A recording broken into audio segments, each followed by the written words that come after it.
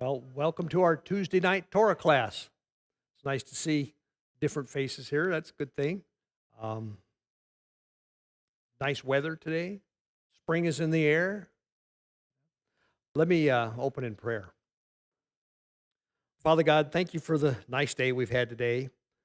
Um, Thanks for just blessing us with a nice place to live.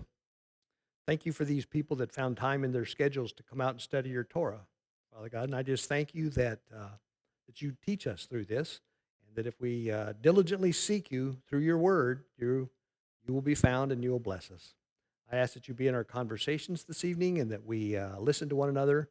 And I ask that you'd just meet with each of us and give us some new insight into you, into how much you love us and how you'd like us to behave. In Yeshua's name, amen. So, kind of catching up on where we are, we're in Deuteronomy. Now, the Torah cycle, goes from the Torah technically consists of 5 books, Genesis through Deuteronomy. And typically, there's a tradition that's been around since before Yeshua, where they would start every year right after Sukkot in Genesis 1, and they would go at a pace that included a few chapters per week. And by the time they got back around to Sukkot again, they would be at the end of Deuteronomy, and they'd start the whole cycle over again. So they'd go through the Torah every single year. We decided to not do it quite that way because if you stick to that schedule, there's a lot of advantages to the schedule. One of the advantages is if you stick to the schedule, you'll be amazed at how appropriate some of the Torah portions are with stuff that's going on in our world during that time. So we miss that because we're a little out of sync. But what we decided to do was the disadvantage of going through the cycle that way is a lot of times there's more to talk about in an hour and a half in those chapters than you can fit into an hour and a half. And so what we do is we've just been going through it and making sure that we don't leave anything out. So by the time we get through Deuteronomy, we will have definitely looked at virtually every scripture between Genesis 1:1 and the end of Deuteronomy, and we'll have, if we said nothing, we said nothing, but we'll have at least seen it. So anyway, I wanted to say that. The other thing is we're in Deuteronomy chapter 24. Last week we finished chapter 23, and tonight we'll start with chapter 24. There's only 30, I think. 34 chapters, so there's only 10 chapters left. I don't see how we can, well, we might be able to, but we'll probably be done in certainly 4 weeks, 4 more weeks, probably 3. So, and when we finish with Deuteronomy, we might have a little celebration or something, but we'll go back and start at Genesis 1:1. So, or at least that's my plan. We'll see. Okay, so anyway, where we were last week, I like to catch up a little bit. This Deuteronomy, as you know, is it's actually the name is a Latin derived. No, it's Greek. I'm sorry, a Greek derived name. Deutero means second, and nomi means law. So it's second law. And one of the things about the book of Deuteronomy is if that's all you had, you'd probably have enough to actually understand, what God's doing and what He wants of us. The Torah is the 10 Commandments. Most of the commandments that are in the rest of the Torah are in Deuteronomy. They're repeated.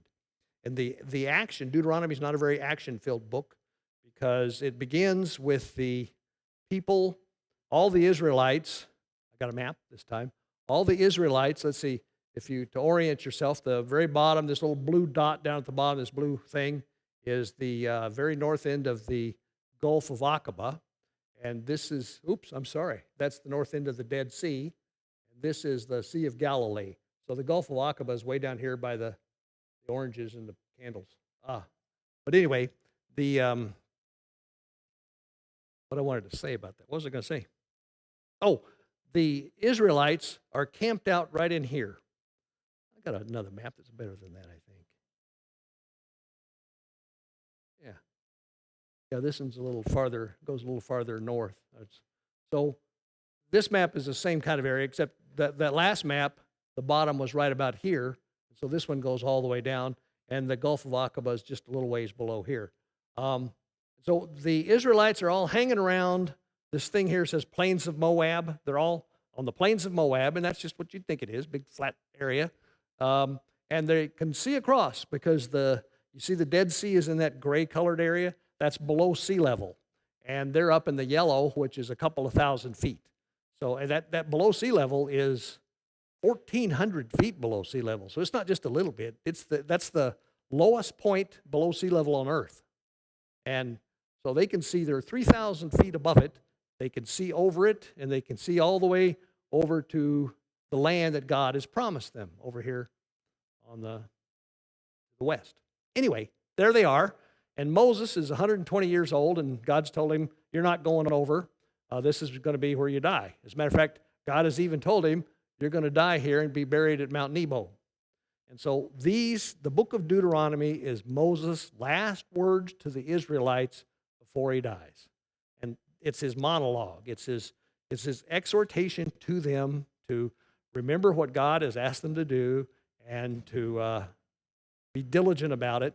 And then we're in a kind of a dry spot, if you ask me, because there's a bunch of these laws that are kind of difficult to talk about, if you ask me, and we've just kind of made our way through most of them.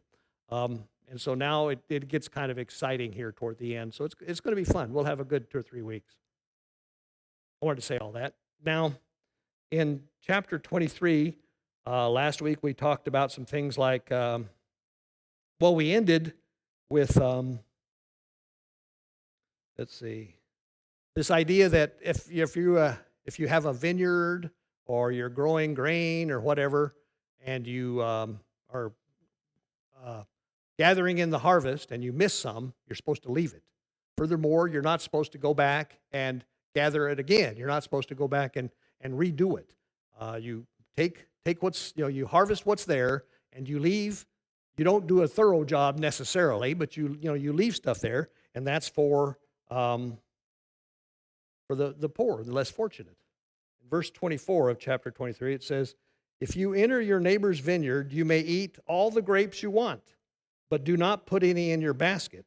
If you enter your neighbor's grain field, you may pick kernels with your hands, but you must not put the sickle to standing grain. So the point is that's called gleaning.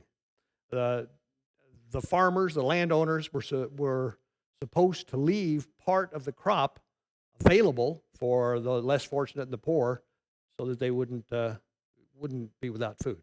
And we talked about that, how that's a good idea, and how if more people in our society did that, we'd probably be a little better off than we are today.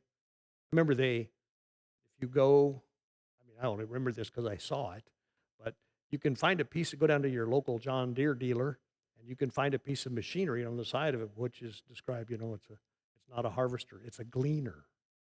And its purpose is to go through a field, I don't know what for, and pick up the stuff that the harvester didn't get. So we typically, as Americans, don't do this. Anyway, thoughts, any questions? Got everybody wound up now? We can start on chapter 24. So the way we do this, we usually just have somebody read it for a little ways, and then we talk about it and see what it said. So let's read the first 5 verses. Does somebody want to read chapter 24 from the beginning of the chapter through verse 5? Let's see, there should be a microphone around somewhere. John's got it. Great. I'm going to turn down my phone so people don't interrupt me here. It's embarrassing when they do. Sorry.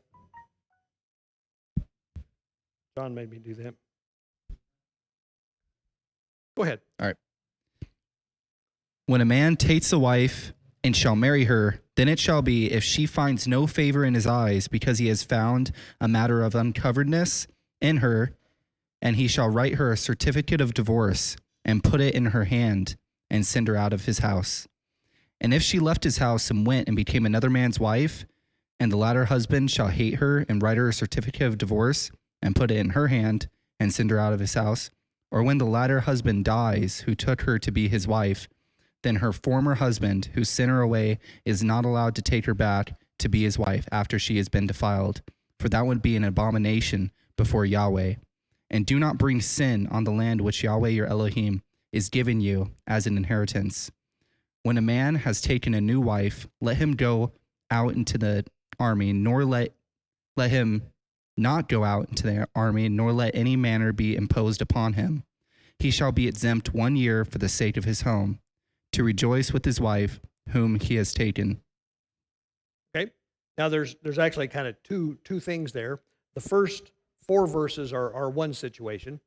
Can someone just kind of paraphrase what the first 4 verses basically say? If It's about marriage, rules for marriage. Well, paraphrase it. It's basically if some guy's married and he decides he doesn't like his wife anymore, and we'll talk a little bit about what that means, and he gives her a divorce. It's called a get in Hebrew. He writes a get and sends her on her way, and then she goes out and finds someone else to marry. So she gets married again, and let's say it should happen that this second husband of hers also finds her undesirable some way and divorces her, or perhaps he just dies.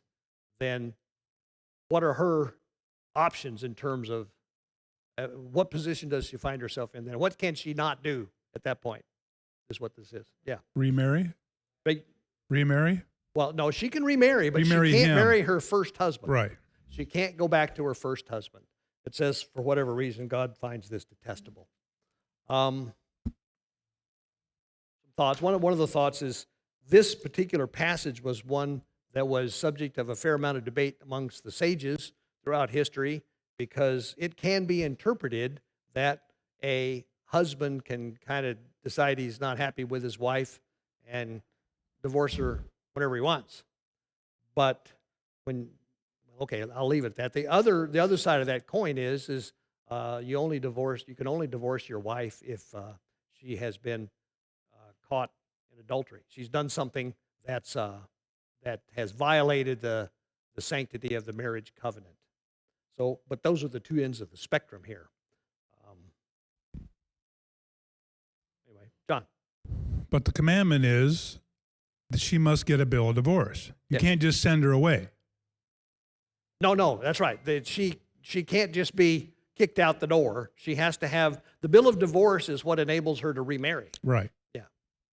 And that was arguably what the problem was with Yeshua when they said, maybe No, go ahead. I'm jumping ahead or presuming too much, that they accuse a woman of adultery. Well, did the one who was she properly divorced would be Yes. my question. One of the questions.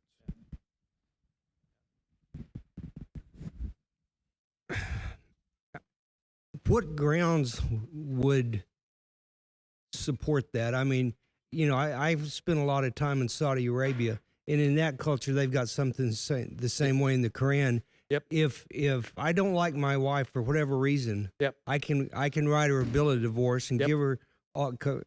give her her dowry and send her on her way. And Yeah. it can be nothing more than I don't like her. Yeah, I came home one day and she made me mad or whatever. For no reason, Yeah. I just don't like you anymore.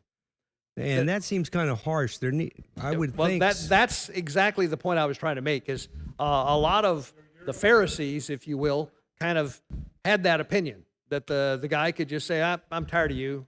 I'm going to get rid of you." And Yeshua kind of said, "No, you don't just do that. You have to have some reason. You have to be able to show that she was." I don't want it that loud. Can you turn down just a little bit? Okay. Hello? She needs to be unfaithful to the marriage covenant somehow. That was his opinion. So you didn't just get rid of her because you didn't like her anymore. So he tells her to get out. Yeah, I don't know where the term "get" comes from, but that certainly fits there.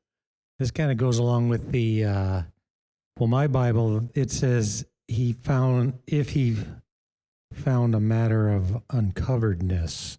That's code. That's Bible What code for being unfaithful. Yeah.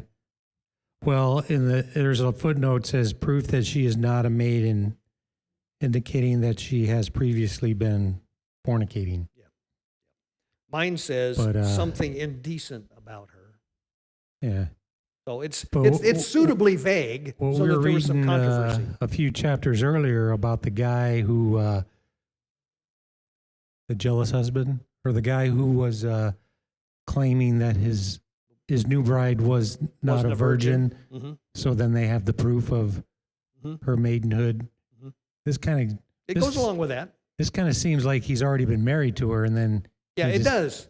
Yeah, yeah. Well, I think one of the things that this does show is that in view of our modern consciousness and our view on women, if you will, things have changed a lot. Because in Bible times, women were just slightly above slaves. They were on the receiving end of all the bad stuff and hardly any of the good stuff. But everything that you can read about that God prescribes always respects them and has them being given the benefit of the doubt. John? That always kind of rubs me a little bit. It may been for most of societies, but that's not what the Torah is trying to do. I mean, they're trying to create a system that works for everybody. I don't. It's a patriarchal system, but that doesn't mean that the women have no respect or no authority, or they're not treated with respect. Absolutely. Other societies may have done that, and that's a good example of whether or not you're a righteous society or not, is how they treat the women. So, and I would even go so far as to say you could probably gain more toward our understanding of God's attitude toward what a marriage ought to be and how a wife ought to be treated by looking at the lives of the patriarchs, of Right. many of the people in the Bible that are set up as paragons of virtue, if you will, to see that God, a marriage is supposed to be a kind of a co-equal thing. Somebody has to be the leader, but it's just a responsibility. I don't want to get too much into the women's thing. I just wanted to point out that from the times, before that, during this time, again, I'll just put it this way: women were treated in general slightly better than slaves. Some cases worse. Anyway, yeah, go ahead. I can walk into it. There's a nice little hole over there, and I'll go step right in it. Well, yeah, my footnote points to Matthew, where it talks about that a man can't put away his wife unless she's been whoring. Yeah. And That was Yeshua's teaching. Yeah. so, okay, so I'm gonna go there. Okay. All right. So as I was first coming to realize that Torah was for me. Yep. I actually heard a teaching relating to this. Mhm. And so I don't know, no one else mentioned it. But the idea that Yahuwah divorced the northern kingdom because of her whoring. Yep. And that's because he follows his own laws. Yep. He, Yep. he, I'm glad you went there. okay. Yeah. So to me, when I first heard that, Mhm. it actually really broke my heart for our Messiah, the fact that he was willing to die so that he could remarry his bride. Yeah. Yep. And it's just lovely. Yes. It's yet another thing that makes what we're believing consistent, if you will. And it's another thing that Yeshua did for us. Whenever God, it's my opinion here, whenever God does something in history, he accomplishes a whole bunch of things at the same time. And a good example was whenever he brought the Israelites out of Egypt. He accomplished a bunch of things. He saved his people. He made them into a nation. He showed his superiority over all the gods of Egypt. He thumbed his nose at Pharaoh. He did a lot of stuff by this one thing. And Yeshua's death and resurrection on the cross is the same way. There's even more of them. So there's that. That's one that you don't see right away. But the fact that he paid the penalty for our sin and by virtue of him doing that, we can have a relationship, a close relationship with God. On and on it goes. So, yeah, once you kind of get this, it's all one big, pretty picture, really. Okay, the last verse you read, verse 5, is just one sentence, and it's well, I'll just read it. It's, if a man has recently married, he must not be sent to war or have any other duty laid on him. For 1 year, he is to be free to stay home and bring happiness to his wife who is married. Doesn't that sound like a neat law?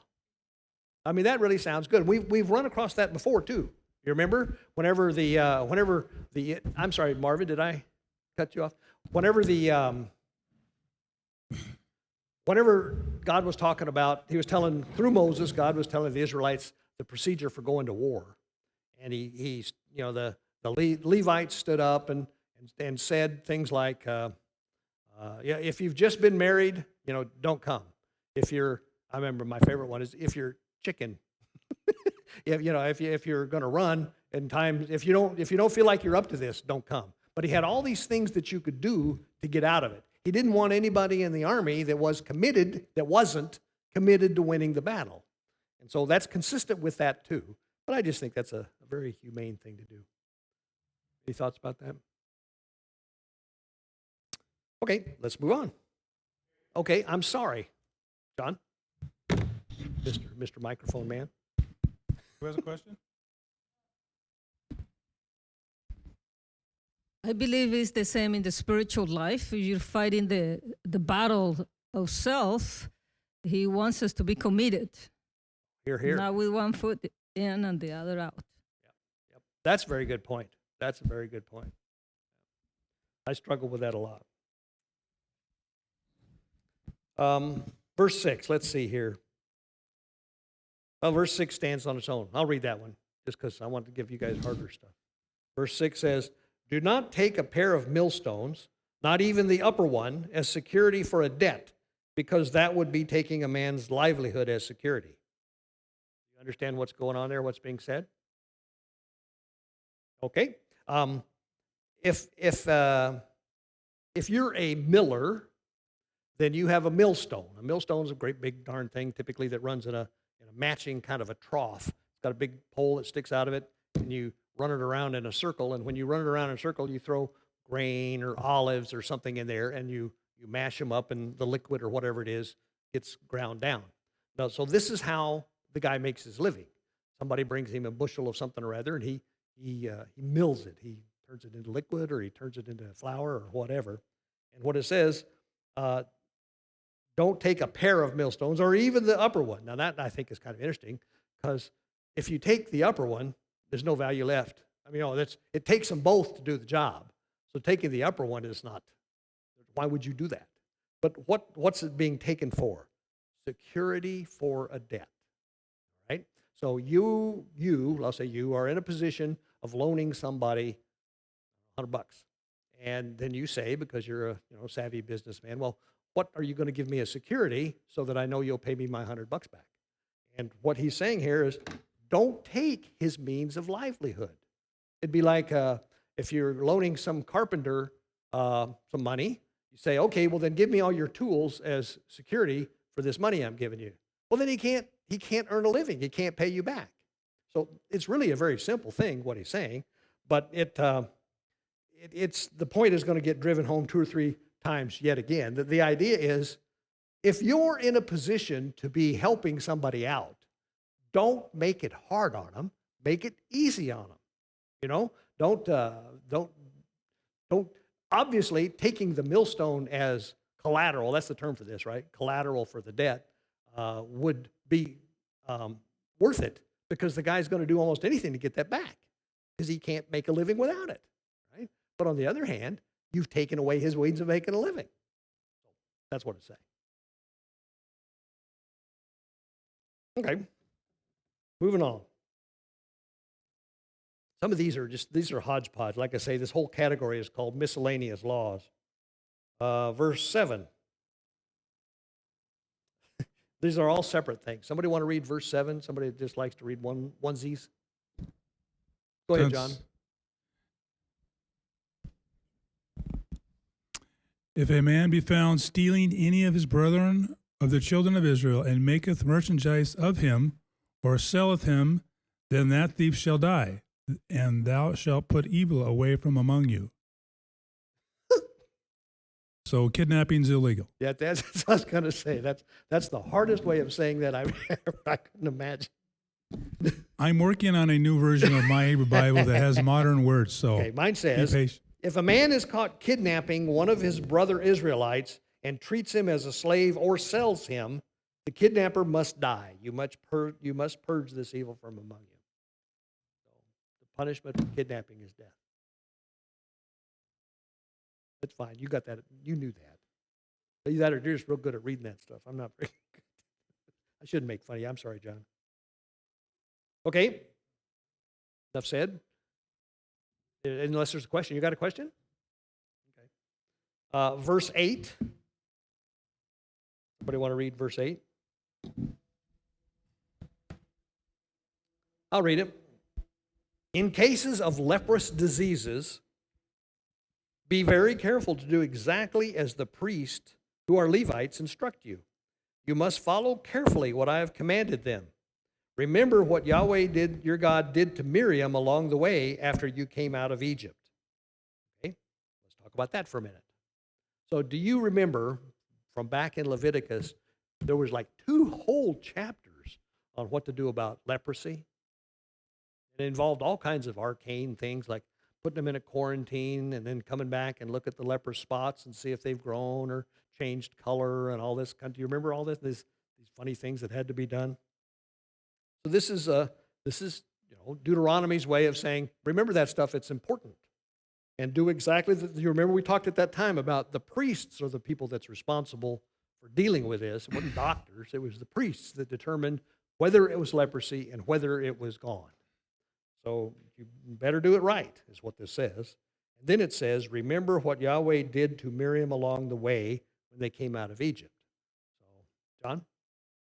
So you could look at that and just say, well, here's the laws about leprosy, and then Miriam, remember she got leprosy, right? Okay. So is that all it's saying? Or is it making the connection that leprosy is symbolic of a great sin, like what she did, which was treasonous, really? Well, yeah, she challenged the authority of Moses. Yep. Well, that's a good point, because I was going to go there. I was going to say, so who can tell me, who can remember what God did to Miriam along the way? It's in Numbers chapter 12. Okay? This is good. I like doing this kind of stuff because it makes your memory kind of work. Yeah. So I think it was both Aaron and Miriam that were they were like, Moses is a horrible leader. I don't know why you guys are following him. We could do better, blah, blah, blah. And that's when Yah came down himself and he's like, what are you talking about? This is the most humble man ever. Yep. And then he's like, I think I've also heard another teaching where they talked about how Miriam might have been, well, she was insulting Moses's wife. Mm-hmm. And they said maybe it was because of, well, her ethnicity. She was talking about how she's an outsider. And, it's like, why are you marrying an outsider? Mm-hmm. And it could have been her ethnicity. And maybe, possibly, the leprosy was a sign saying, oh, you want to judge how someone looks on the outside? Well, there, you look fine. Like that. So I've heard that before too, but that's good. That's good. Yeah. And at the same time, we usually have a discussion about why didn't Aaron get it? Remember the answer to why didn't Aaron get it? Yeah, he was. He was the high priest. He wouldn't be able to do his job exactly, if he got it. Exactly. Yeah, and so the connection we make, although it's not a really hard and fast connection, you made it too. It's the term in Hebrew is lashon hara, which means evil tongue. It's gossiping and murmuring. It's saying things about people that may or may not be true, but they're for hateful reasons. And you're right. I think it's one of the most dramatic pieces of Scripture there is, because it just said a little bit about how Aaron and Miriam were doing this, and boy, like I say, it's almost I liken it to God grabbed him by the back of the neck and set him down. He said, "Listen, I got to talk to you." And he told him, he says, like you say, what are you doing? I picked Moses. I didn't pick you. And Miriam got leprosy. Yeah. It wasn't even about trusting Moses' judgment. It was about trusting his judgment. Exactly. And that's why he was offended. Yeah, that's exactly right. So that's a great story. Go ahead. You have something?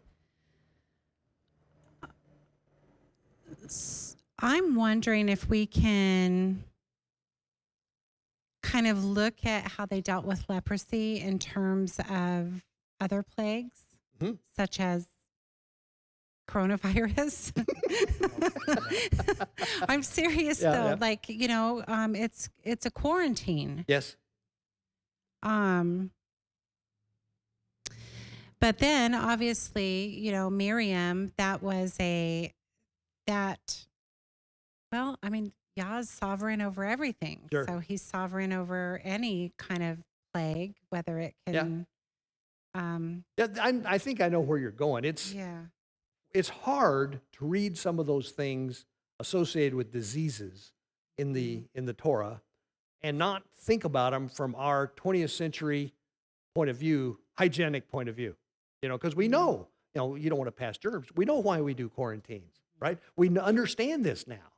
Those guys didn't understand it back then. They didn't really understand that. And like I say, I think the connection, while not ever completely overtly stated between bad mouthing or lashon hara and leprosy, is there. I do think that's there. It's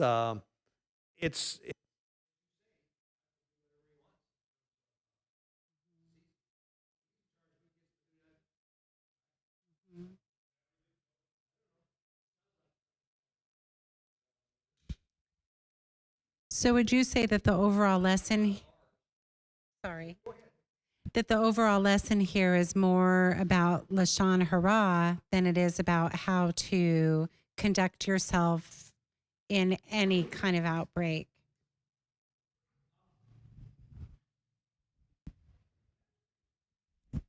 in my opinion, you're talking about this one right here. Yeah. I think more than anything else, it's saying, make sure and do what the priests tell you. I think it has more to do with the ordained leadership that God is providing to the Israelites, and to make sure and pay attention to that.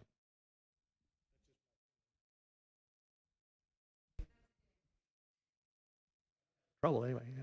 Okay, thanks. There we go. I love the way we can tie these things back to stuff we've done before, though. That's really a neat thing when you think about it, because it shows that this stuff is all very consistent. Let's go on. Verse 10 through 13. Now, this is kind of like the millstone thing. You want to give the mic to Mike? Ah, how appropriate. Mike needs the mic.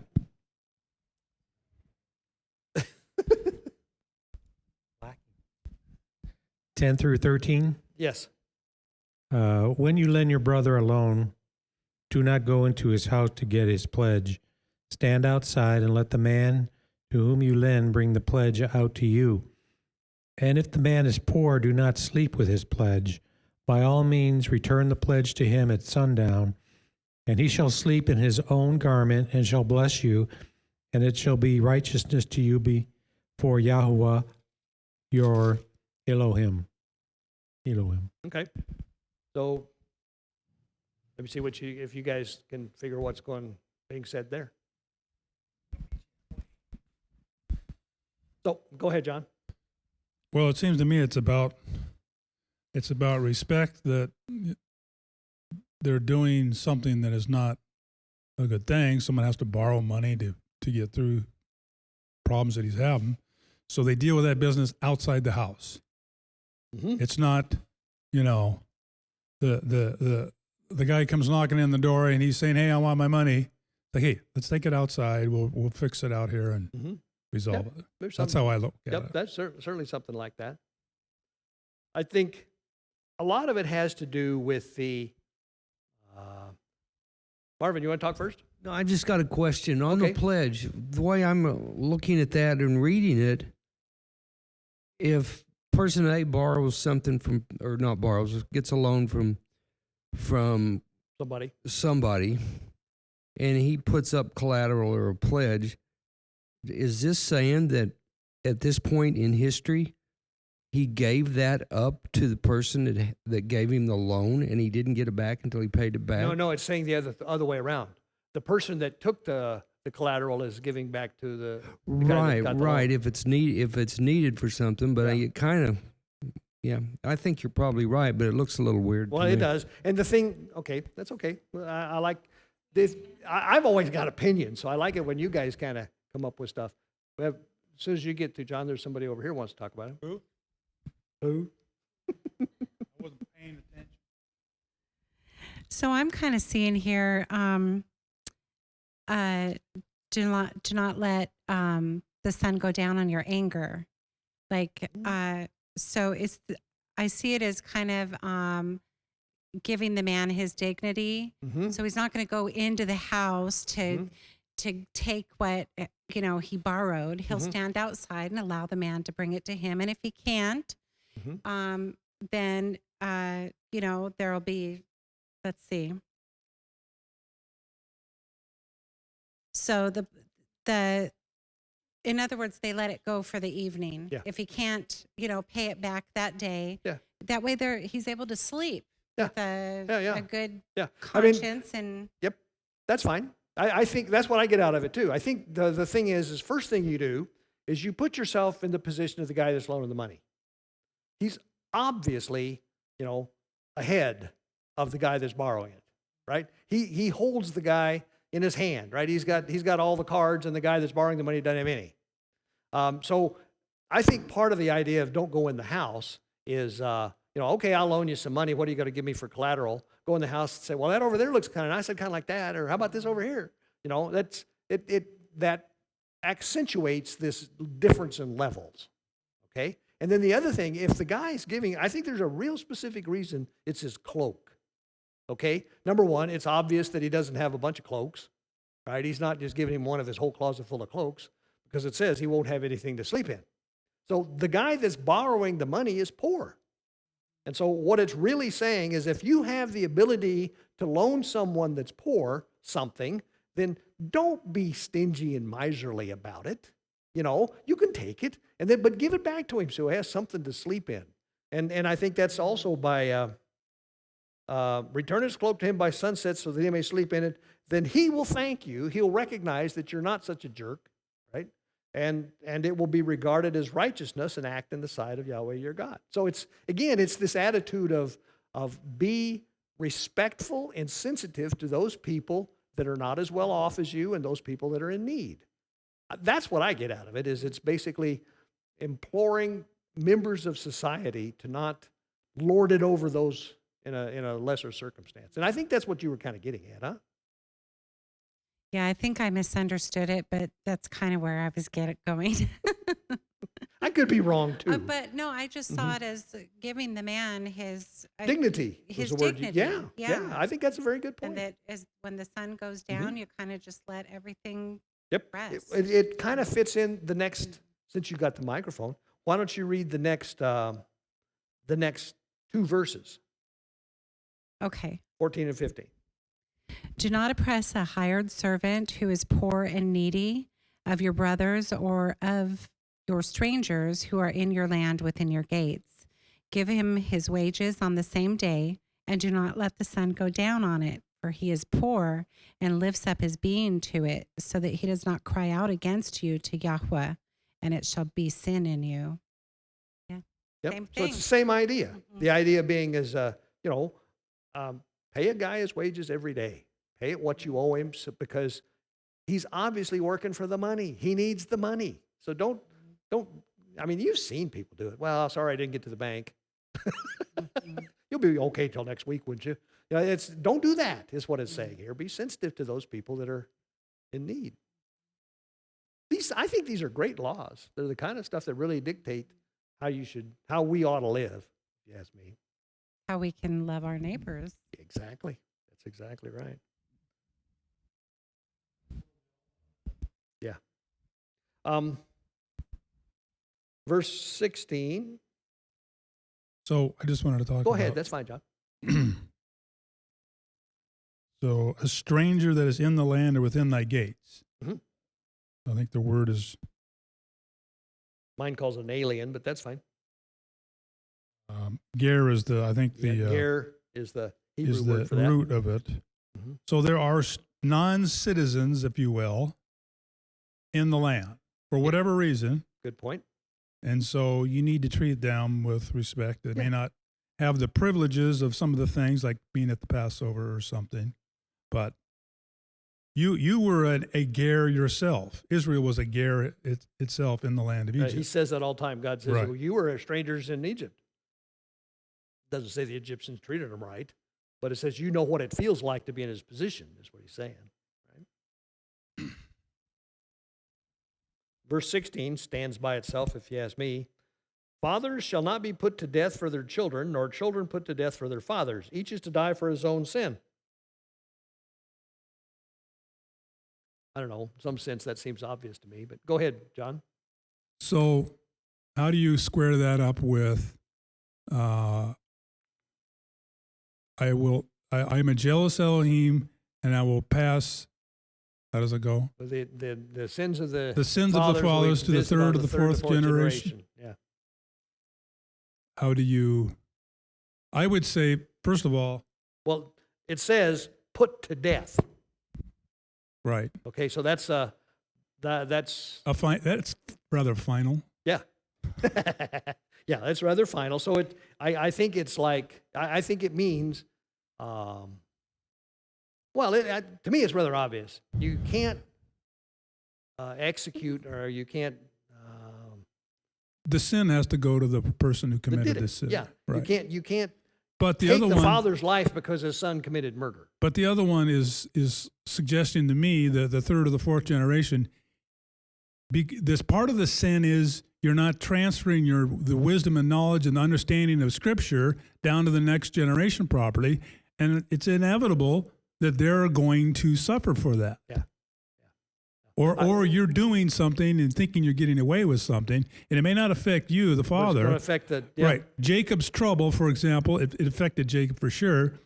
But I would argue the whole trouble was the whole generation they were in Egypt. We were back to Egypt. I agree, and I think another way of looking at it, but it arrives at the same conclusion, is sin kind of carries its own punishment. You know, yeah, it's built in, and whenever you sin, then you, as a father, let's say, have a household that has somehow dealt with that in a non-godly way, and that has been, as you said, handed down. And so the children that you've raised have seen that, learned from that, and are very likely to duplicate that, right? So I think that's essentially what's going on there.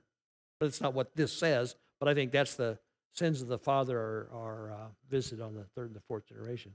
This, to me, simply says that you can't, like I say, you can't execute a parent for a capital crime committed by a child. That's all I think it says. But you could argue with me if you want. I could be wrong about that. Good. Verse 17. Do not deprive the alien or the fatherless of justice, or take the cloak of the widow as a pledge. Remember that you were slaves in Egypt, and Yahweh your God redeemed you from there. That's why I command you to do this.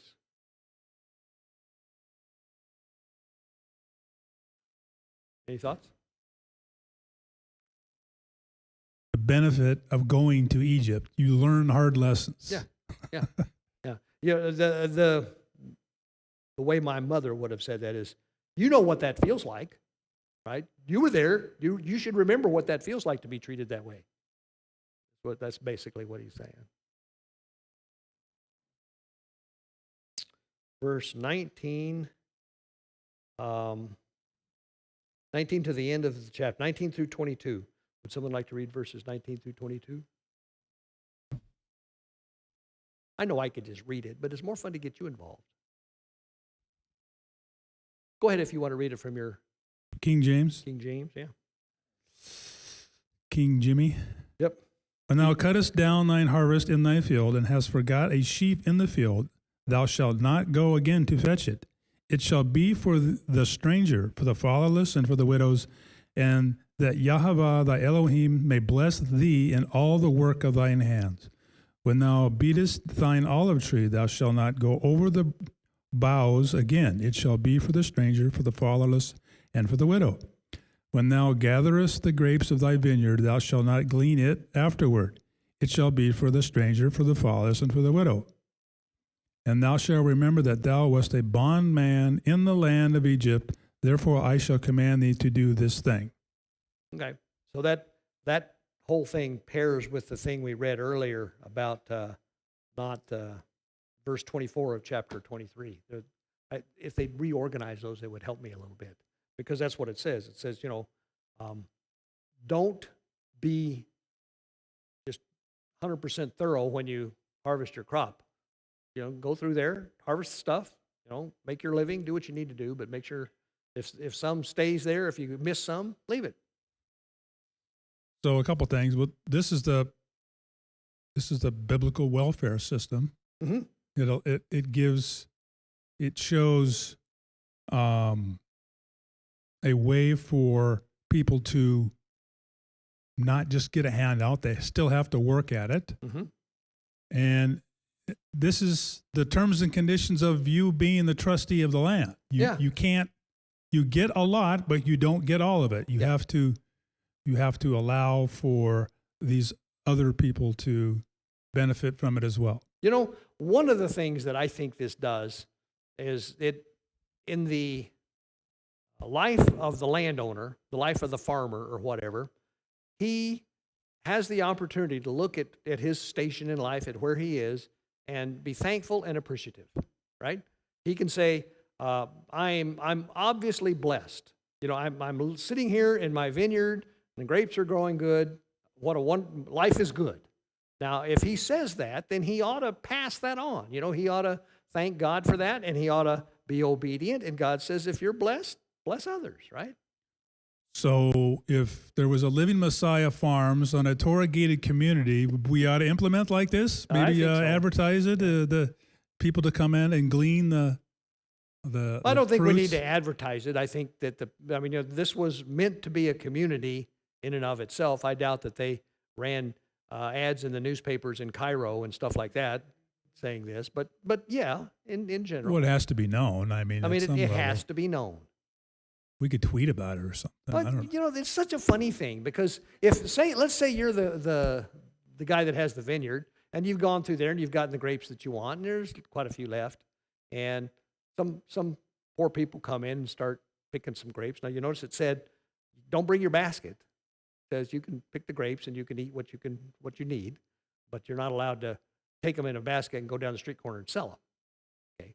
If the guy that wants to take them in a basket down the street corner and sell them, and comes to the guy that owns the vineyard and says, well, you have to do this. It says right here, you have to do this. Everybody knows that this is your job. You have to do this.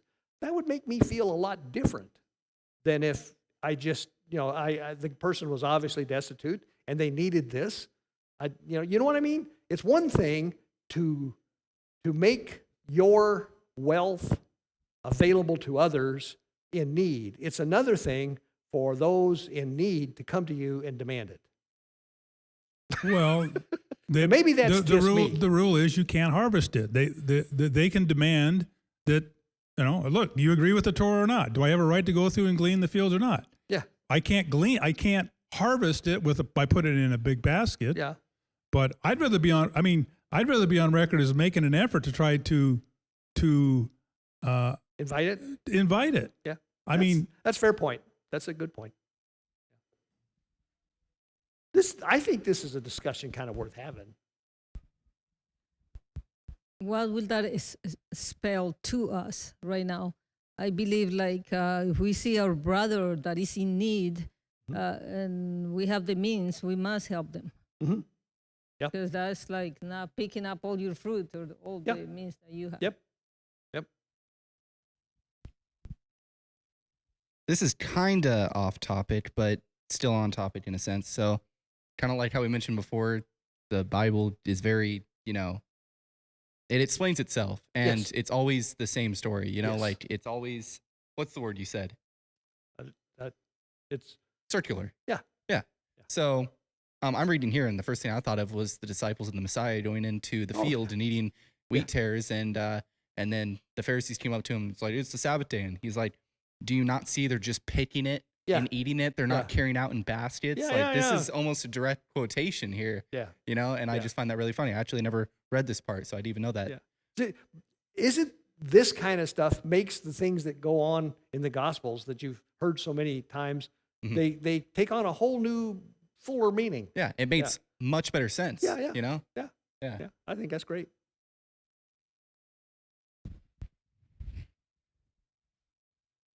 Anybody else? Well, moving right along, this next chapter has some kind of weird stuff in it. We'll have fun with this. Chapter 25. The first 3 verses. Somebody want to read the first 3 verses of chapter 25? Mike will. Mike will read the. Mike needs the mic. Once I get a halfway decent joke, I never give it up. When there is a dispute between men, then they shall come unto judgment, and they shall be judged, and the righteous declared righteous, and the wrongdoer declared wrong. And it shall be, if the wrongdoer is to be struck, that the judge shall cause him to lie down and be struck in the presence with the number of blows according to his wrong. 40 strikes he gives him, but no more, lest he strike him with many more blows than these, and your brother be degraded before your eyes. All right. I'll be the first to admit I don't fully understand that. But what does it say on its face? You and your companion, not your companion, your neighbor, have this dispute. You go to the judge. The judge says, okay, he's right, you're wrong. I sentence you to X lashes. And that's what this is. This is flogging. Flogging, okay? I sentence you to X. And this basic mathematics rule says X must be less than or equal to 40. John?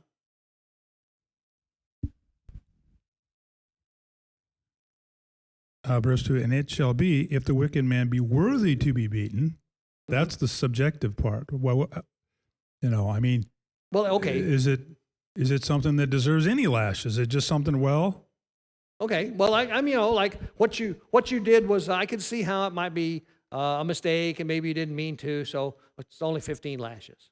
Or it's clear that you did there was malice aforethought and you were really trying to get to him, so it's 40.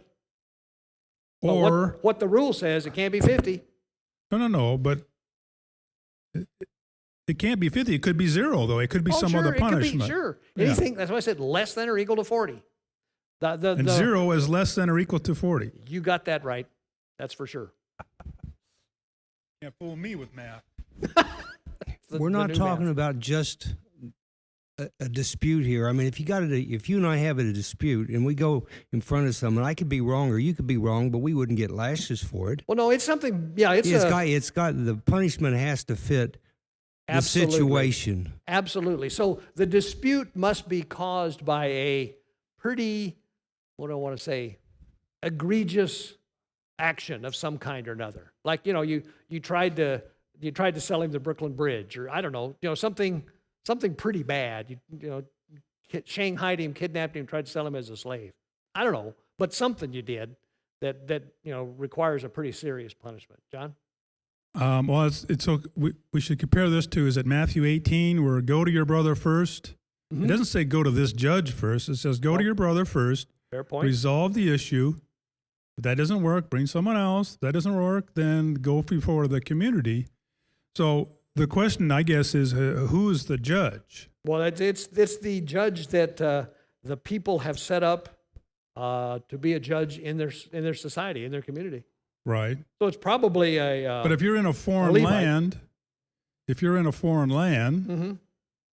I mean, because Moses, I'm just speculating here a little bit, but Mm-hmm. Moses did talk about, when you put a king over you, Yeah. when you do something, do the stupid thing, because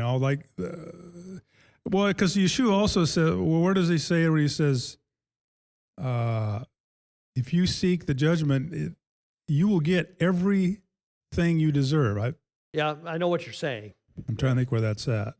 That'd be an interesting verse to compare that to. Isn't this judicial system the same one Moses set up in the desert whenever he was Absolutely. being overwhelmed? So that these judges are already known; Yes. they've been picked, Yes. and so we're not going to go out and Yep. and it really relates to the Israelites, Yep. and it's their system of justice. So they know who this is about, who they're going to go to. Oh yeah. Yeah. And the main job of a judge is to be fair and consistent, right? So it seems to me that the main point is just assuming that the judgment was fair, Yes. that that he's not going to get his judgment away in some secret dark place. It's going to be right then, Well, right that's there a good point in that front, that you says know. that, yes. And he's not going to get more than what was. In other words, it's a just punishment, yeah. and the way it's carried out Yeah. is just. Yeah, certainly that's true. I guess, and I'm not, like I say, I don't profess to understand this totally. The 40 lashes thing, or the 40, is bugging me because of my mathematical background. Because it says it degrades him. If he's flogged more than that, your brother will be degraded in your eyes. Now, heck, you're already degraded. If the judge found you guilty and you get 3, that's pretty degrading. So I kind of have to think that maybe 40 was life-threatening. That could be. So I don't know, but it's interesting, isn't it? Well, I wonder if there's a deeper, like, what does 40 mean in Oh. Scripture? Because it says the number of blows according to his wrong, and then it's almost like they used 40 as an example. Well, yeah, but it says that's the maximum. Oh, That's the maximum. It says it must be less than that. He must not be given more than 40 lashes. 40 save 1. Okay, 39. It's within an engineering error. well, I mean, I guess I'm seeing it as at the end of verse 2, it says the number of blows according to his wrong. And then 40 strikes he gives him, but no more. So it seems like they're just using 40 as an example. Okay. Well, I thought it was a maximum, but I could be wrong about that too. I could be wrong. You Yeah. could be right. Let's see, where's I going with that? I don't remember. I hate that. Go ahead. I just have a quick thing to say. So at first I thought that too, because I see quotations in my Yep. translation at the beginning of 40, but then, but no more, lest he strike him many more times. And then when I thought of, and your brother be degraded before your eyes, I wasn't thinking like his esteem, like his, self-respect or how Yeah. people look at him. I was thinking literally his flesh being degraded. Yeah. So that's why That I thought. could be. That could be. I remember what I was going to say. 40 traditionally in the Bible is the number of testing. It was on the hill 40 days and 40 nights. It rained for 40 days and 40 nights. 40 is typically used anytime there is a test. Mhm. So, don't know what that means, but there we go. Marvin has something. Arabim is the word for 40. Is that right? Well, I don't know. Let's see here. Let Marvin talking. Arbaim. Arvaim. Okay. Do we know what the Hebrew word is for stripes? Because if they're using something other than a stick, Mm-hmm. it might not be 40 blows. Mm-hmm. Like if they're using a leather strap that's got 2 or 3 pieces to it, Mm-hmm. because stripes is a mark. Yeah. So I just wonder what I don't know. That's a the good- original word good is in question. stripe. I don't know. We've certainly extracted everything we can out of it, I think. Now, verse 4, moving right along, is this is one of my favorite ones because you have no idea why it's here. Verse 4 says, "Do not muzzle an ox while it is treading out the grain." So, what do you suppose that means? Huh? Let him eat. Yeah. I tell you where I've heard this used. I've heard this used in reference to people that work in ministry are due some recompense. They're due some pay. That's where I've heard it used. But it's kind of a stretch based on what's up front of it and what's behind it. It's like somebody went and picked it out somewhere and stuck it there. I honestly don't have too much idea what it means. John? So the owner is saying the animal is working the field like grain. Yes. He could eat some of the grain while he's doing his job of Yes. plowing it. Yeah. So let him do it. That's what it's saying, That's right? what it's saying. Yeah, that's what So he's showing mercy to the. Well, yeah, it's humaneness, if you humaneness. will. So it's got to do with not being stingy with growth, if you will, some of that. So maybe that's why it's here. Well, the Levites are, I guess you could consider them Yeah, the the Levites clergy, they would get so to this speak. So they were given recompense. Yeah. What'd you say, recompense? recompense. Did you have a question or comment? Wait, Interject earlier. We're talking about the maximum 40, but actually 40 less 1, 39. I was looking this up, and 40 isn't life-threatening. They said 85 was actually, okay. the breaking edge. But I like words mean things. Yep. So again, it says, if the punishment, and he may receive. Yes. So it doesn't necessarily mean you did this and you will get this. No, It's absolutely based on- not. Absolutely based on circumstances. Yep, absolutely. That's very true. That's very true. Well, we can move on. Verses, starting at verse 5.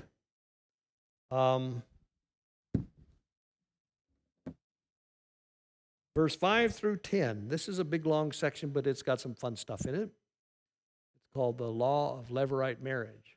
Somebody want to read this? A big deal, a whole paragraph here. Somebody want to read this paragraph? Okay, I'll read it. I don't want to pick on John anymore. So, starting chapter 25, verse 5. If brothers are living together, and one of them dies without a son, his widow must not marry outside the family. Her husband's brother shall take her and marry her and fulfill the duty of a brother-in-law to her. The first son that she bears shall carry on the name of the dead brother, so that his name will not be blotted out from Israel. However, if a man does not want to marry his brother's wife, she shall go to the elders at the town gate and say, my husband's brother refuses to carry on his brother's name in Israel. He will not fulfill the duty of a brother-in-law to me. And then the elders of this town shall summon him and talk to him. If he persists in saying, I do not want to marry her, then his brother's widow shall go up to him in the presence of the elders, take off one of his sandals, spit in his face, and say, this is what is done to the man who will not build up his brother's family line. That man's line shall be known in Israel as the family of the unsandaled.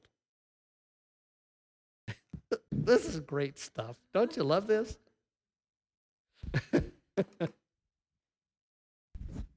When we came across this earlier, I don't remember it saying it having anything to do if the brothers dwelled together.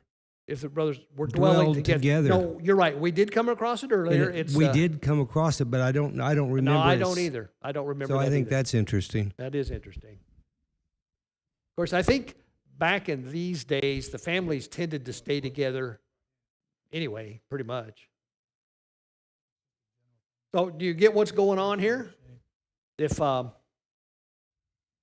couple of brothers are both married and have wives, and one of them dies and has yet to have a son, it just says son, or, let's just leave it at that for now, then it's the responsibility of the other brother to take his brother's wife and so that she can have a son who will carry on that dead brother's line. John. Well, we always like to look for what word is the wife. It's Yes. eshet with the tav, so it's covenant. The covenant wife. So that's a big deal. It isn't just It's not one of many. It's the one wife, right? right. Yeah. And what is the word Levirate? What do you Levirate. Levirate. Levirate. It's Levirite, Levirate marriage is what this is called. So I remember seeing a movie not long ago. It takes place in modern day New York City. There's a lot of practicing Jews in New York City, and some guy, his brother died, and next thing he knows, the rabbi says, you need to marry your brother's wife. and so the whole story is about how the brother says, oh, I'm not doing that. And then it goes on, and it's a nice story. But I guess there are certain places that this still occurs, and you can see why it would be important, certainly in these times. Yeah. So if he was already married and had a firstborn son, I would think that that wouldn't apply. The only reason for marrying no, the one who the brother who survives is already married and has a firstborn or a son that someone to pass on. His line is secure. Right. So he has to he if we're going to say this is a covenant, I'm just going by the word here, the eshet, it's a covenant in a proxy covenant or something like that, because he's got like two possibly covenant wives. Mm-hmm. Does that make sense? Yes, it does. And I don't understand it, but yeah. I'm just wondering what the rules are, the details. Now, do you know of the place in the Bible that this is just explained in great detail? Judah? Ruth. Oh, Ruth. Ruth, right? Ruth is the example of this, because the Israelite, don't remember his, no, let's see. Yeah, the Israelite and his wife had two sons, and they went, the whole family, I guess, went to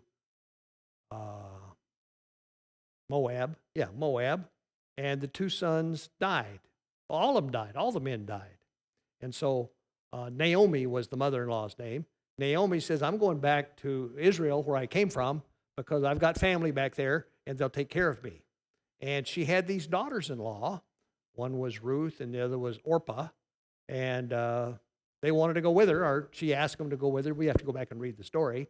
On the way, I don't remember exactly what happened, but one of them, Orpah, said, I don't want to do this. I'll go back. That's what it was. Naomi said, why don't you go back to your father's house and just live with him?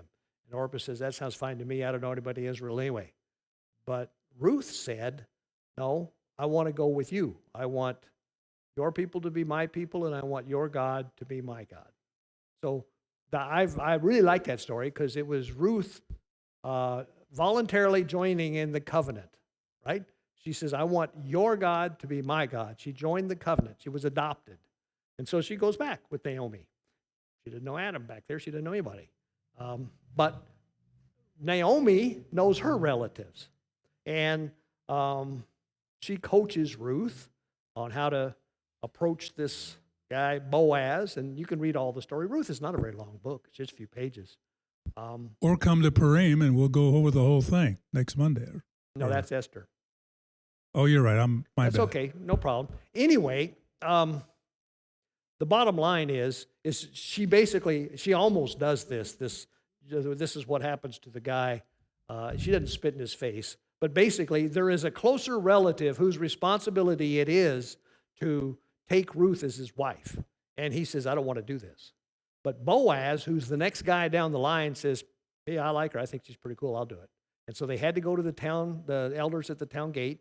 And the first guy had to say, nope, I'm not going to do that. I'm not taking on the responsibility. And it does not describe that Ruth takes off his sandal and spits in his face.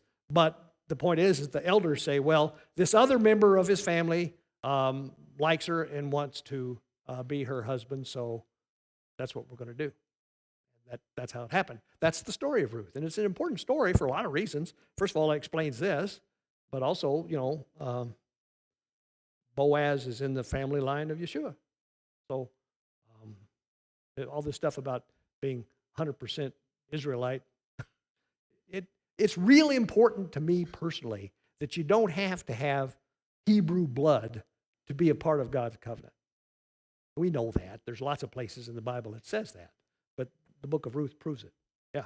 Is it Judah and Tamar kind of a similar story where there's two Yes. sons of Judah It's a similar story. were died? Now the were deal, killed? the deal with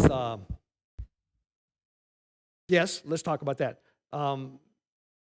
Judah had 3 sons, and the older son married Tamar, and then he died.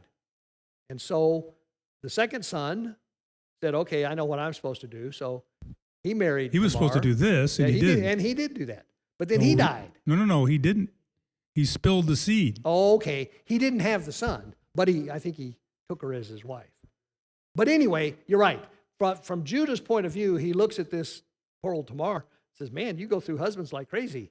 And so I'll give you my third son, but he's too young now. So why don't you go back and live with your father, and I'll call you when it's time," right? And then he conveniently forgot about it, something that I would have done.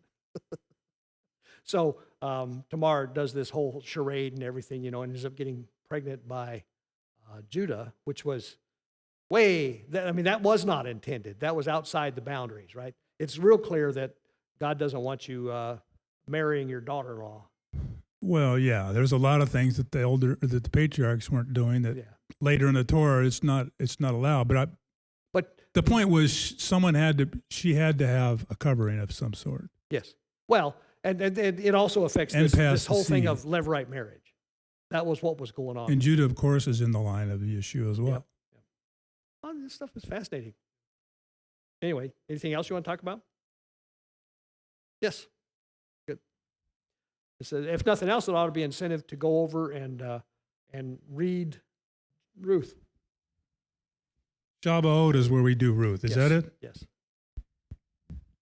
I think too it was important to them in the families that the inheritance of that whatever brother, be he the elder or Whatever. not elder, was carried on, and it was very important to that wife that she had the son to be able to carry Yep. the inheritance and the blessings that would have come Yep. from that. You're exactly right. Let me point that out just to make it a little stronger. The way the year of Jubilee worked is every 50 years, regardless of what kind of mess everybody had done with their land, it went back to the original owners. And those original owners had to, were these people. They were the ones that if some poor old guy had some land that he had inherited and then he managed to not have a son, then I don't know what happened to that land. It probably got divided amongst his brothers. But you're exactly right. It was important that the land be traceable back through the family line. The land. So yeah, you're exactly right. That would sure. I wish they'd done that, because that would make that an interesting place today. Over there, everybody would be able to know. Yeah, my great infinite times grandfather was Judah or whatever. Interesting. We'll go some more here. Now this is a weird one. I get embarrassed with this stuff. We'll do this one. I'd like to palm it off on somebody. Verse 11 and 12 says, "If 2 men are fighting, and the wife of one of them comes to rescue her husband from his assailant, and she reaches out and seizes him by his private parts, you shall cut off her hand, show her no pity."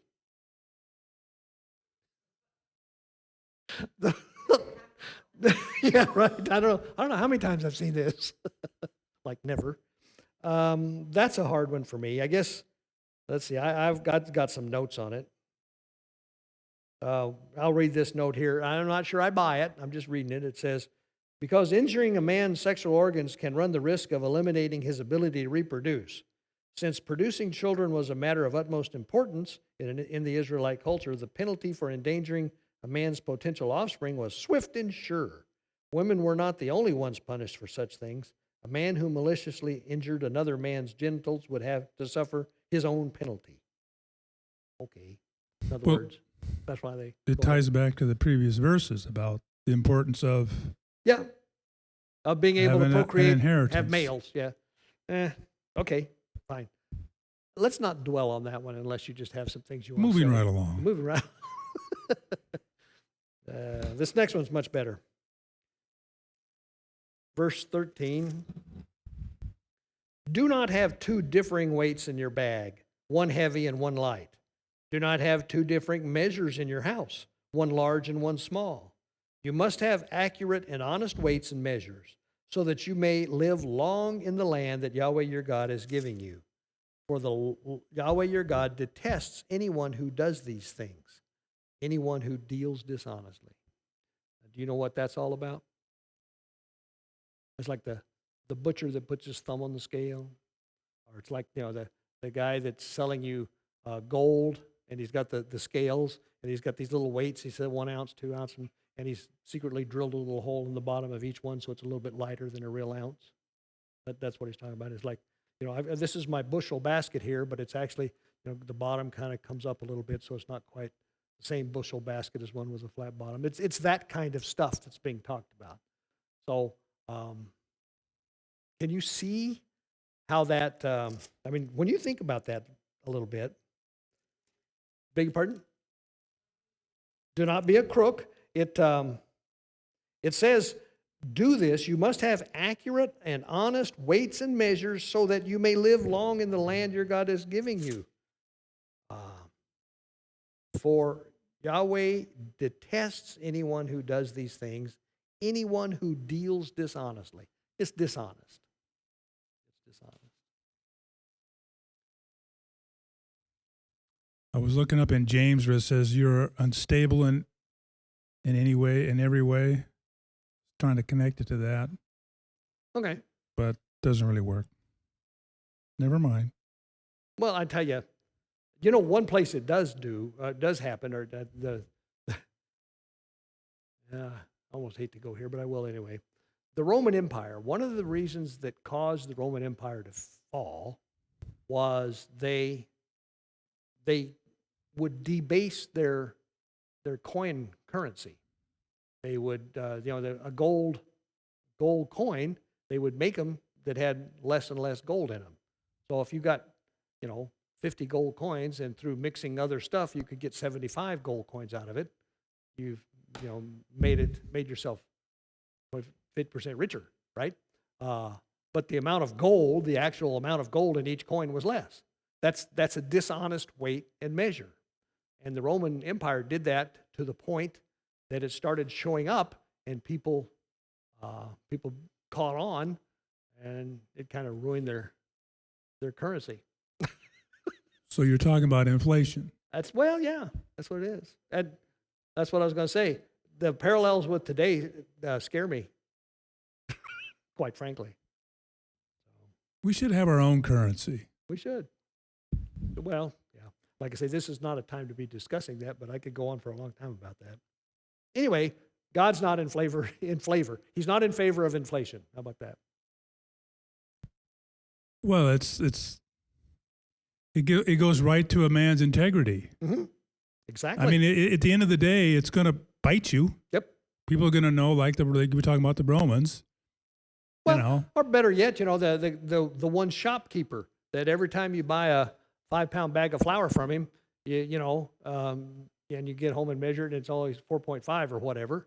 Eventually, you'll quit going there. Exactly. It's like, but it's dishonest, which is the word it used here.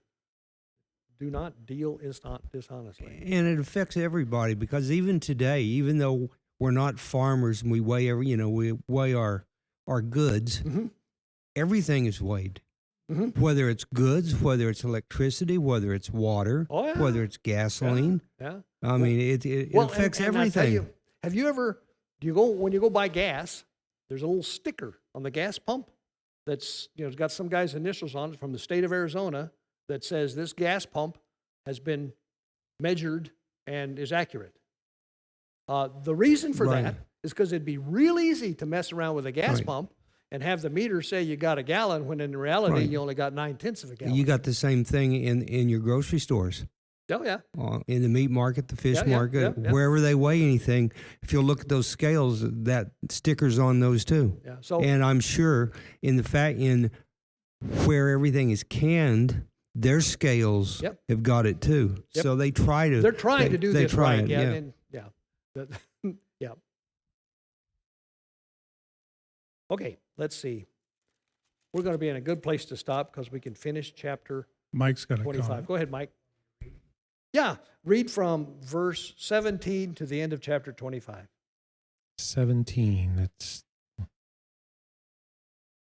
Verse 17. 3 verses. Yeah, it's not very much. Remember what Amalek did to you on the way as you were coming out of Mitzrayim, how he met you on the way and attacked your back, all the feeble ones in your rear, when you were tired and weary, and he did not fear Elohim. Therefore it shall be when Yahweh your Elohim has given you rest from your enemies all around, in the land which Yahweh your Elohim is giving you to possess as an inheritance, that you blot out the remembrance of Amalek from under the heavens. Do not forget. Forget. Has he been blotted out? I don't know. You know, I was going to say, I was sitting here as you were reading that. I read it this afternoon too. I should have studied up a little on that because I don't have a good answer. I mean, in some sense, the fact that we're reading about it indicates that he wasn't. But on the other hand, maybe somebody out there, maybe you guys have some knowledge of what happened to Amalek. But Are when these we the say same as Amalek, we don't mean that person. We mean the Amalekites? the Amalekites. Yeah. Well, I don't know. I kind of think they're still around myself. Yeah. You know what happened to them? I mean, you remember the incident that he's talking about here. Yeah. Whenever they were coming out of Egypt, the Amalekites, which attacked the lived, stragglers. I can use my map again. The Amalekites, They picked on the stragglers. they lived. Yeah, are they descendants of Edom or Esau? They lived around in here, and as they were coming out of Egypt, they would, as you can imagine, with several million people, they'd be kind of strung out, and the ones in the back would be the weak, slow, old ones, and the Amalekites would hang around in the back, and they'd go grab those people and rob them and kill them. I mean, really, kind of a gross thing to do. And I think that's why God particularly hates the Amalekites, is because of the way they did that. I thought Haman was an Amalekite. He was an Agagite. And What? Agagite. He was a descendant of King Agag, which was the guy, and they may have been Amalekites. That was the guy that Saul was supposed to destroy. Remember? Mhm. God, and I think maybe you're right. I think those were the Amalekites. And through Samuel told Saul, go conquer these people. I'll give you the victory. Everything must be destroyed. All the people, all the animals, everything must be destroyed. And they got over there, and some of them says, hey, these sheep aren't so bad. Why don't we keep them? And Saul said, well, I don't think we need to kill all of them. There's some of them that might be okay. So he didn't kill them all. And God was real upset with that. As a matter of fact, God said, because you didn't obey me, I'm going to give the kingdom to David. So and I think he was an Amalekite. So in which case, no, they didn't do it. There's your answer. Somebody ought to check me on that, though, because I could be wrong. It is written somewhere Yeah. in the Bible. But it'd be a good project for those of you that are suitably motivated to go find out what happened to the Amalekites. All right. I think rather than start chapter 26 is starting us on a different kind of a tangent. And like I say, there's only another 8 chapters in the book. And it gets really good. Moses, as fitting for the end of his monologue, he gets kind of wound up. And it's very emotional, I think, the latter parts of the book of Deuteronomy. So are you saying the action picks up in the next book, Joshua? Man, does it, yeah. Any final thoughts? Or okay, like I say, we're quitting a little bit early, but Well, since we started late, we can quit early.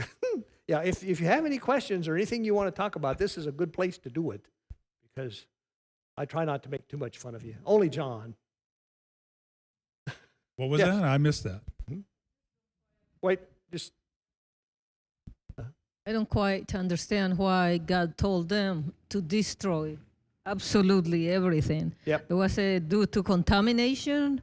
well, that's part of it. I've struggled with that question a lot too. You know, one of the things he told, it wasn't just those guys. One of the things God told the Israelites is, whenever you get into the land and you start conquering the Canaanites, the the Amorites and the different ites. He says, you need to totally destroy them. And it was because, I think it was because they were irredeemably corrupted, and they had corrupted the land. And then that's what needed to happen. And, you know, it sounds like kind of an unmerciful thing, but the thing that's kind of made me be able to live with that is back when God was talking to Abraham, and he was telling Abraham what was going to happen. And he says, your descendants are going to go live in Egypt, and they're going to be there for 400 years. And when they come out, then they can have the land that I'm promising you. And he says, because the sin of the Amorites is not yet complete. And so I think he knew that these people weren't going to listen to him, if you will. They weren't going to come around. They weren't going to understand that he was the God of, he was the only real God. And so he lets them go until they're no longer redeemable. And then that does two things. It disqualifies them from having the land. And so God used the Israelites as his instrument of judgment on them because of their detestable pagan practices and whatnot. And it also defiles the land. In some places, he tells them that it's okay to not kill the animals. Yes, yes. Well, as a matter of fact, one of the things where we kind of found there was a distinction was the people that are in the land that the Israelites are supposed to occupy were to be destroyed. But those in the neighboring kingdoms could be dealt with. They didn't have to be destroyed. You were to give them an option. If you would like to be conquered by the Israelites, we'll deal with you. We won't destroy you. So there were different. You're right. But those tribes, the mosquito bites, the ones they're the Amorites and the Jebusites, and I forgot all of them. But those God mentions needed to be totally destroyed. Okay, thank you. Well, that's okay. And by the way, again, this is all subject to correction. Yes. So it's son of Eliphaz by his concubine Timnah, grandson of Esau. Okay, so Amalek was an Edomite. Third grad. So I guess what I'm getting at is he's treating the Amalekites, who are descendants of Isaiah. Yeah. Abraham, Isaiah, and then Esau. Yeah. The same way that these Canaanites are, who are, the Nephilim or whatever. Yeah. So it's interesting that he did that. He's not a God. He's going to exact judgment what is necessary. I don't know. One of the things you come to grips with at some point in time is, if God is who he says he is, then you have no choice but to trust his judgment. And so it's a real struggle, I think, to look at something that on the surface seems harsh, like wipe out every single person and all their animals. That seems harsh. But, if God's God, then number one, he's certainly free to do that. And number two, his reasons for doing that must be good, even though I don't understand them completely. So I just have to kind of fall back on that, because you don't get to if you don't do that, then you're judging him. You're basically saying, well, I don't know, God, I'm not sure I agree with that decision. I don't want to be saying that. You're not honoring that you said you will do to get your inheritance. To get your inheritance, you have to do these things. Yeah. Right? Because they're in the land, and he says that's what has to be done for your inheritance. So, again, I think everybody needs to kind of wrestle with this a little on their own, because knowing God is it's a lifetime occupation, right? And you never get there completely. Anything else? Okay, I'll close in prayer. Well, Father God, thank you for the evening. Thank you for the discussion. They're always good. We don't understand everything, and I know a lot of it is just because we don't understand you either, and we never will. We're not capable of understanding you totally, but we will one day, and I look forward to that, God. I thank you for loving us. I thank you for caring about us enough to give us your word, your Torah, and Yeshua. And I ask that you just bless us and guide us, lead us along the path that you have for us to be used by you in bringing about the restoration of all things. In Yeshua's name, amen. Got one more comment here. Okay. Yes, Joe Green, my brother-in-law, Yep. was taken ill last night. Temperature 107. He's Yep. at Desert Sam, either room 317 or 319. But Yep. if we could have Yep, a I'll pray moment for him right now. as well. Okay. Thank you. Probably got to be remember Joe Green, and just ask that you heal him. He's in the hospital. I guess he's got pneumonia or something close to it, and take care of Jenny as she deals on her own for a while, and just help us to meet his needs in every way. And we just ask you to meet his needs and to heal him. In Yeshua's name, amen. Amen. Thank you, Jerry. Okay, thank you.